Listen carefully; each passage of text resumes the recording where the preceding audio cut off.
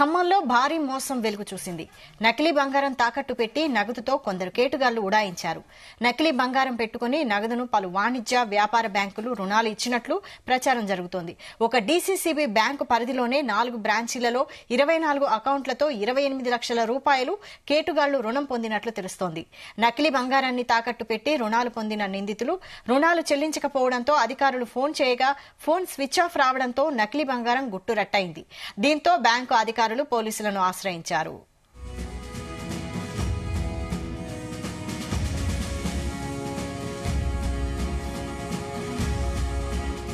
ఈ కేటుగాళ్లు నకిలీ బంగారాన్ని తాకట్టు పెట్టి పెద్ద మొత్తంలో రుణాలు పొందినట్లు ప్రచారం జరుగుతోంది. సామాన్యుడికి రుణాలు మంజూరు చేయడానికి అనేక కొర్రీలు పెట్టే అధికారులు నకిలీ బంగారాన్ని తాకట్టు పెట్టుకుని ఏ విధంగా రుణాలు మంజూరు చేశారో అంటూ ప్రజలు చర్చించుకుంటున్నారు. అసలు బంగారం నకిలీ బంగారం అని తెలుసుకోకుండా బ్యాంకు అధికారులు ఏ విధంగా రుణాలు మంజూరు చేస్తారని ప్రశ్నిస్తున్నారు. నకిలీ బంగారం రుణాల విషయంలో బ్యాంకు అధికారులపై కూడా అనుమానాలు వ్యక్తమవుతున్నాయి. ఇదే అంశంపై మరిన్ని డీటెయిల్స్ మా ప్రతినిధి యాకేష్ అందిస్తారు. యాకేష్. Good evening Vaishali. ఖమ్మంలో ఘరానా మోసం వెలుగు చూసింది. ఖమ్మం జిల్లాకు సంబంధించినటువంటి డీసీసీబీ బ్యాంకులతో పాటు మరికొన్ని వాణిజ్య బ్యాంకుల్లో కూడా ఈ నకిలీ బంగారాన్ని తాకట్టు పెట్టినటువంటి కొంతమంది ముఠా సభ్యులు పెద్ద ఎత్తున కూడా డబ్బులు తీసుకున్నటువంటి పరిస్థితి ఉంది. అయితే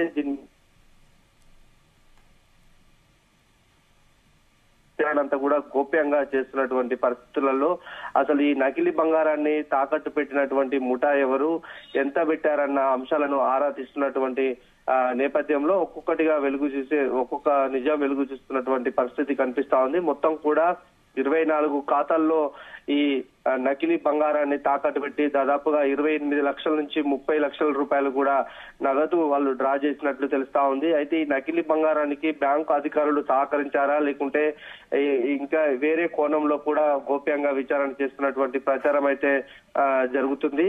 అయితే ఈ పూర్తి స్థాయిలో ఇందుకు సహకరించింది బ్యాంకు అధికారులు అంటూ కూడా కొన్ని అనుమానాలు అయితే వ్యక్తమవుతున్నాయి. ఎందుకంటే బంగారం బ్యాంకులో పెట్టుకోవాలంటే అనేక నిబంధనలను అడ్డొస్తే కనుక వాటన్నిటిని బ్యాంకు అధికారులు పూర్తి చేయాల్సినటువంటి అవసరం ఉంటుంది. బంగారం అసలు నకిలీదా ఒరిజినల్ దాన్ని కూడా మొదటిగా చూడాల్సినటువంటి అవసరం ఉంటుంది. అది ఒరిజినల్ అని తేల్చినాకనే బ్యాంక్ అధికారులు దానికి సంబంధించినటువంటి బంగారానికి డబ్బులను వాళ్ళు ఖాతాలో జమ చేస్తా ఉంటారు. ఇట్లా ఇంత పకడ్బందీగా వ్యవస్థ ఉన్నప్పటికీ కూడా నకిలీ బంగారాన్ని తాకట్టు పెడతా అంటే బ్యాంకు సిబ్బంది ఎందుకు గుర్తించలేకపోయారనేది కూడా అనుమానాలకు తావిస్తున్నటువంటి పరిస్థితి. అయితే ఇందులో బంగారాన్ని తనిఖీ చేయడానికి బ్యాంకులో ఒక సపరేట్ గా కొంతమంది సిబ్బంది ఉంటారు. వీళ్ళంతా కూడా అబ్జర్వర్ ని బంగారాన్ని చూశాకనే డబ్బులు ఇచ్చే పరిస్థితి ఉంటుంది. అయితే వీళ్ళు ఒక పకడ్బందీగా ఒక వ్యూహాత్మకంగానే దీన్ని పెట్టుకొని బంగారాన్ని పెట్టి డబ్బులు తీసుకున్నట్లు సమాచారం ఉంది. ఈ నేపథ్యంలోనే అటు డీసీసీబీ బ్యాంక్ అంటే కూడా ఇది కొంత ప్రభుత్వ కొంత ప్రైవేట్ గా ఉంటుంది కనుక దీన్ని పూర్తి స్థాయిలో విచారణ చేస్తా ఉన్నారు. అయితే బ్యాంకు అధికారులు ఇది వెలుగు చూడడానికి ప్రధానంగా ఈ బంగారం తీసుకొని సంవత్సరాలు గడుస్తున్నప్పటికీ కూడా వాళ్ళు ఎవరైతే రుణం పొందారో డబ్బులు తీసుకున్నారో బంగారం పెట్టి వాళ్ళు స్పందించకపోయినటువంటి నేపథ్యంలో వీళ్ళు మళ్ళీ బ్యాంకు నుంచి ఆయా ఖాతాదారులకు ఫోన్ చేశారు. ఫోన్ చేసినటువంటి సమయంలో వాళ్ళు ఆ ఫోన్లు స్విచ్ ఆఫ్ అవ్వడం, కొంతమంది ఫోన్లు పనిచేయకపోయాయి.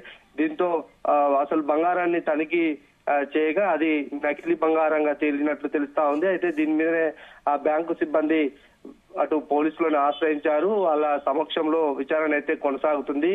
ఇది పూర్తి స్థాయిలో దీని మీద విచారణ అయితే చేయాలని కూడా ప్రజల నుంచి డిమాండ్ వినిపిస్తా ఉంది. సామాన్యులకు చిన్న చిన్న అంటే కొంత బంగారం పెట్టుకుంటే అనేక సాకులు చూపేటువంటి బ్యాంకు సిబ్బంది ఎట్లా ఇంత పెద్ద మొత్తంలో గుర్తించకుండా రుణాలు ఇచ్చారనేది కూడా కొంత అనుమానాలకు తావిస్తున్నటువంటి పరిస్థితి ఉంది. ఏదేమైనా ఈ ఘటన మీద పూర్తి స్థాయిలో ప్రస్తుతానికైతే గోప్యంగానే విచారణ కొనసాగుతుంది. బాధితులను పోలీసుల సహకారంతో పట్టుకునే విధంగా కూడా ప్లాన్ చేస్తున్నారు. బ్యాంకు సిబ్బందిని కూడా విచారిస్తున్నట్లు తెలుస్తుంది. వైశాలి.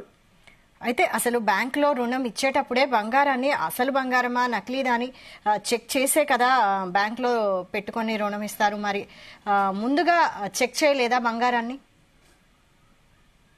అదే దీనికి కొంత సిబ్బంది కూడా బ్యాంకుల్లో ఉంటారు. డీసీసీబీ బ్యాంకులు 4 బ్రాంచీలతో పాటు కొన్ని వాణిజ్య బ్యాంకులు కూడా దీంట్లో ఉన్నట్లు తెలుస్తా ఉంది. ఇది ఒక ముఠాగా ఏర్పడి బ్యాంకు సిబ్బందిని కూడా బురిడి కొట్టించారా, లేదంటే బ్యాంకు సిబ్బందితో కూడా ఈ ముఠా సభ్యులు మిలాఖత్ అయ్యారా అనేది కూడా తెలియాల్సింది. ఎందుకంటే బ్యాంకుకు వచ్చినటువంటి ప్రతి అంశాన్ని కూడా పరిశీలించాకనే దానికి సంబంధించినటువంటి డబ్బులు వాళ్ళు ఇస్తారు. అయితే ఇది ఎట్లా లోపాలతో జరిగిందా లేకుంటే వీళ్ళు ఎట్లా అనేది కూడా దీని మీద పూర్తి స్థాయిలో అయితే విచారణ కొనసాగుతున్నట్టు తెలుస్తా ఉంది. దీన్ని డిసిసిబి అధికారులను సంప్రదించినటువంటి సమయంలో ప్రస్తుతానికి అయితే వాళ్ళు స్పందించడం లేదు, ఫోన్ లో కూడా అందుబాటులోకి రాని పరిస్థితి. అయితే ఈ ఘటన మీద అయితే సిబ్బందితో పాటు ఎవరికి దీనికి సహకరించారని అనుమానాలు ఉన్నాయి, వారందరినీ కూడా గోప్యంగా విచారణ చేస్తున్నారు. ఇవాళ రేపు కానీ ఇవాళ కానీ దీనికి సంబంధించి ఒక పూర్తి స్థాయిలో ప్రకటన చేసే అవకాశం అయితే కనిపిస్తుంది. వైశాలి, ప్రస్తుతం బ్యాంకు సిబ్బందిని ప్రశ్నించే ప్రయత్నం చేస్తున్నారా? వీళ్ళు ఇప్పుడు ఎవరైతే ఈ 4 డిసిబి బ్రాంచీలు ఉన్నాయో ఆ మేనేజర్లు, అక్కడ ఉన్నటువంటి అకౌంటెంట్, ఈ బ్యాంకులో గోల్డ్ ని పరిశీలించేటువంటి సిబ్బంది, వీళ్ళందరినీ కూడా గోప్యంగానే విచారణ చేస్తున్నారు. విచారణలో ఎలాంటి అంశాలు బయటపడాయి అనేది ఇంకా తెలియరాలేదు. ఈ అంతా అంశం ఒక కొలిక్కి వచ్చినాక పోలీసుల సహకారంతో ఒక మీడియా సమావేశం కూడా పెట్టే అవకాశం ఉన్నట్లు తెలుస్తుంది.